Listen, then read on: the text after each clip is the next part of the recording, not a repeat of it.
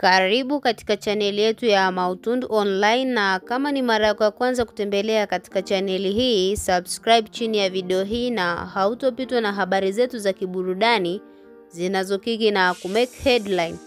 ndani na nje ya nchi ya Tanzania.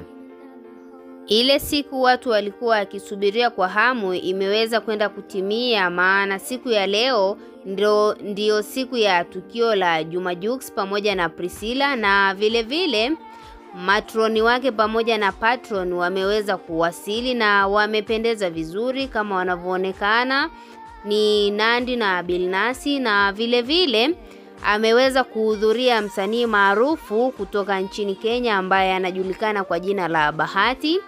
Bahati ameweza kuja na mpenzi wake ambaye ni Nadia, na wameongozana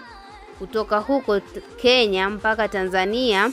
kuja kujumuika na Bwana Jux katika shughuli yake ambayo inafanyika Dar es Salaam masaa haya. Na muda huu tunaweza kusema wapo mashabiki na wasanii mbalimbali wameweza kuacha shughuli zao kwa muda na kuja kujumuika na hawa wawili wanaoenda kuhitimisha tukio lao la ndoa. Na ikumbukwe hii ndoa imekuwa ni ndoa ya kitofauti hapa nchini na hata nje, kwa sababu wameweza kufunga ndoa za kitofauti na haijawahi tokea hapa nchini na hata nchi za jirani, kwa sababu wawili hawa ikienda kutimia hii ndoa ambao wanaenda kufunga siku ya leo hapa Dar es Salaam ni ndoa yao ya 3 kama sio ya 4. Tunaweza kusema wawili hawa wameweza kuwa mfano wa kuigwa, kwa sababu Watanzania wengi wamekariri kwamba shughuli ya ndoa wakishafunga kanisani au msikitini ni ndoa moja tu, hamna ndoa nyingine. Juma Jux amekuja na aina yake ya kitofauti ambayo amefunga ndoa mbalimbali ambazo zimetrendi na watu wengi wamependezwa na huo muundo wa Jux. Umepelekea hata msanii Bahati kutoka nchini Kenya kuvutiwa na hili jambo, na aliahidi kwamba atafika hapa Tanzania kuja kuhudhuria hii ndoa, na ameweza kufika.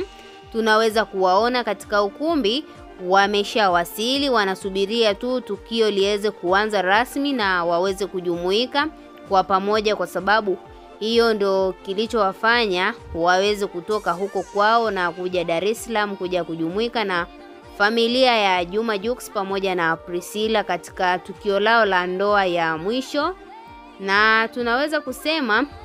kama shabiki, tuachie maoni yako yanayohusiana na Jux pamoja na Priscilla, kwa sababu wamefanya matukio ya kishujaa na hayajawahi tokea hapa Tanzania.